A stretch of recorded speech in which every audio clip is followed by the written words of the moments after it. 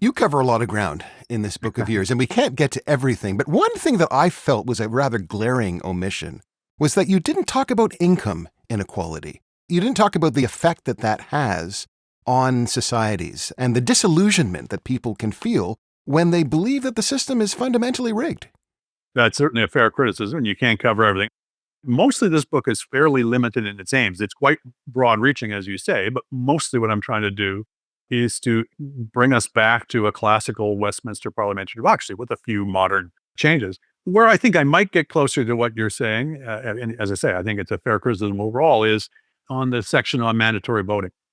When we talk about turnout, low turnout is a problem in itself, I think. I think it reveals a real problem in the lack of confidence people have in the system. But what's particularly, I think, important about it is low turnout is lower amongst certain parts of society, parts of the population than amongst other, among young people, among people of minority races, among indigenous people.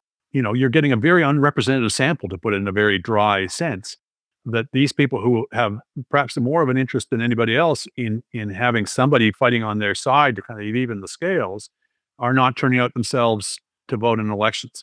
Obviously, I'm not going to throw anybody in jail for not voting, but the experience in other countries, Australia, for example, is a gentle nudge.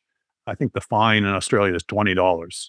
It just creates an expectation and a convention that everybody votes. And when you look at the experience in Australia, up until 1920, they had turnout like ours, 58%. They brought in mandatory voting in 1924. They shot up to 95%, and it stayed there ever since. Well, wouldn't that be a remarkable, along with everything else that I'm talking about, a remarkable difference in the way our election worked if everybody voted and not just the affluent, if everybody felt they had a stake in it, if we're actually representing the public in the body that is supposed to represent them, then that's not directly addressing the concern you're raising, but I think it is indirectly. You've been listening to a clip of In Bed with the Elephant with me, your host, Adrian Harewood.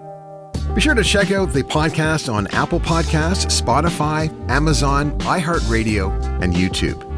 And please be sure to like and subscribe to the podcast and write a review. We love hearing from you.